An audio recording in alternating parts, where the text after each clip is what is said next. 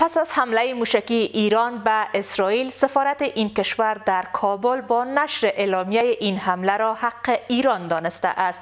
سفارت ایران در این اعلامیه نوشته که ایران به وعده صادق خود عمل کرد و در دفاع مشروع و در پاسخ به تجاوزات نظامی مکرر اسرائیل را مورد هدف موشک‌ها و پهپادهای خود قرار داده است.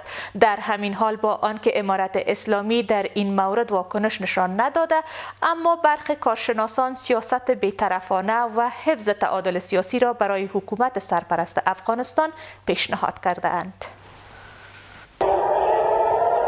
حق عنوان کردن حمله ایران به اسرائیل از سوی سفارت این کشور در افغانستان.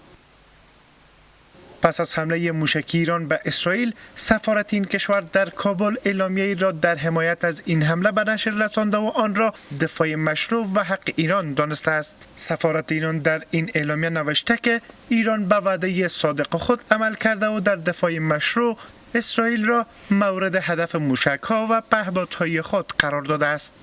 حمله‌ای که سفارت ایران آن را عمل به وعده صادق و جواب حملات مکرر نظامی اسرائیل به ایران عنوان کرده است.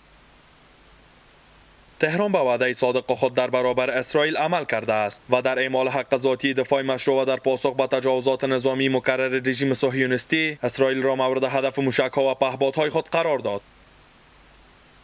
حمله‌ای که به باور برخی از کارشناسان خلاف موازین بین الملل است و باید سفارت این کشور با توجه به سیاست حکومت افغانستان در این مورد موضع‌گیری داشته باشد. موضوع حمله ایران بر اسرائیل مربوط به خود ایرانی ها میشه، چون ایران هم دستگاه دیپلماسی قوی داره، هم استخبارات و نظام قوی داره، میتونن بر بنیاد منافع کشورشان بهتر و خوبتر عمل کنند. برخی دیگر به حکومت در قبال این حمله سفارش سیاست بی‌طرفانه می‌دهند. حمله‌ای که پاکستان، چین، هند و برخی دیگر کشورها را نگران تجدید این تنش‌ها در منطقه کرده است. ایران خود اقدار میگیره به خاطر انتقام حمله به اسرائیل صورت گرفت، چون اسرائیل خلاف اصول بین‌المللی و خلاف پروتکل دیپلماتیک و خلاف رعایت عدم مداخله در مسئولیت دیپلماتیک به حساب جز خاک ایران محسوب میشه در دمشق حمله کرده بود. به خاطر متقابلا به خاطر عزت و حیثیت خود یک حمله را انجام داد. این در حالی است که شب گذشته ایران با شلیک صدها موشک و پرواز درآوردن پهپادها به اسرائیل حمله کرد.